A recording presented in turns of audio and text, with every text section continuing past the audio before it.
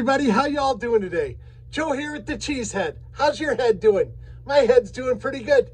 Today I want to show you a couple of the strangest stories I've ever heard that I made videos about. Let's get right to it, baby cakes. A native tribe from Brazil called the Hunikunin, I hope I'm pronouncing that correctly, who had never heard of aliens, were shown a picture of what's called an alien gray. And they said, hey, we know what they are. We call them the Manka Wakaba, another name I just butchered, and they live under the earth. They're the ant people who live inside the earth. So a tribe of people that's indigenous to Brazil and Peru doesn't have a lot of contact with the outside world. Says that there are ant people who live under the earth. AI describes them looking like this, and that they've known about this for thousands of years. So the beings that they call ant people, we call extraterrestrials, in this case alien grays. Could they possibly be the same thing? I don't know, maybe.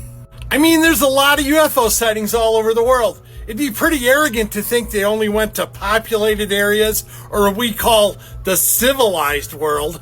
By the way, these Hunikuni, whose name I butchered again, seem to be pretty civilized to me. You don't see them starting wars with other countries. But with that being said, could extraterrestrials have visited this tribe and other tribes thousands of years ago? Or even hundreds of years ago, and we in the Western world just never heard of it? Of course it's possible, and in my opinion, just my opinion, it's likely. A lot of societies with ancient roots have heard about extraterrestrials. They just called them something else entirely. Now, let me show you a story about what was found in a deep Russian lake. Did the Russians try to capture a bunch of underwater aliens they found in a lake?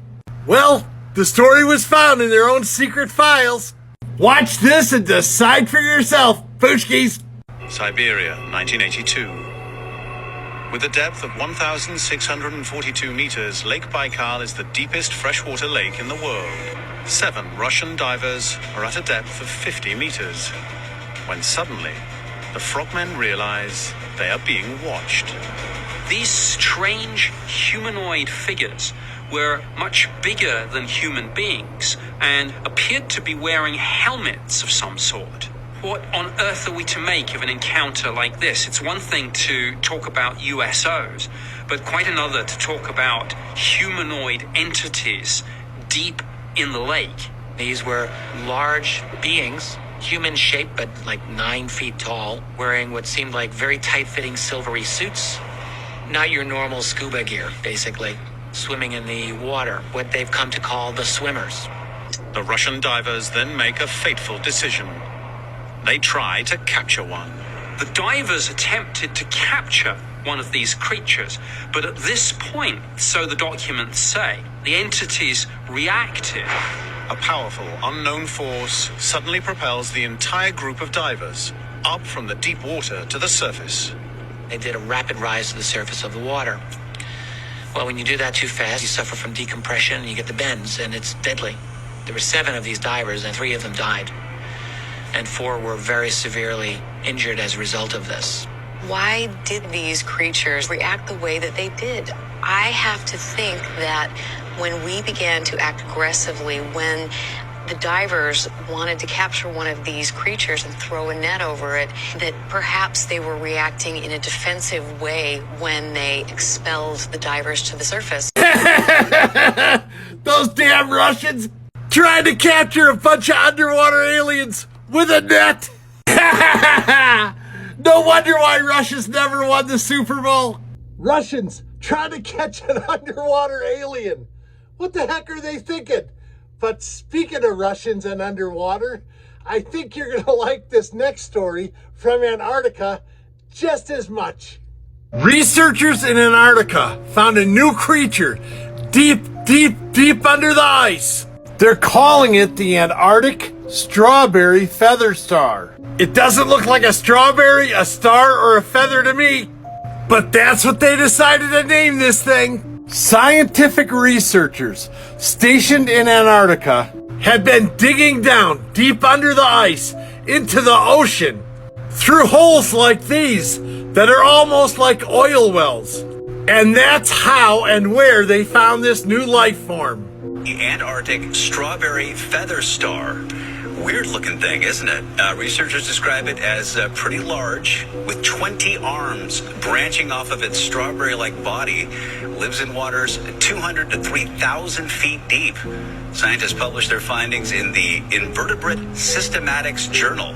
It's kind of a combination between a jellyfish and a gray-looking octopus. And it kind of got me to thinking, if something that looks this strange that we can't understand is a native and resident of this planet, then what could aliens look like?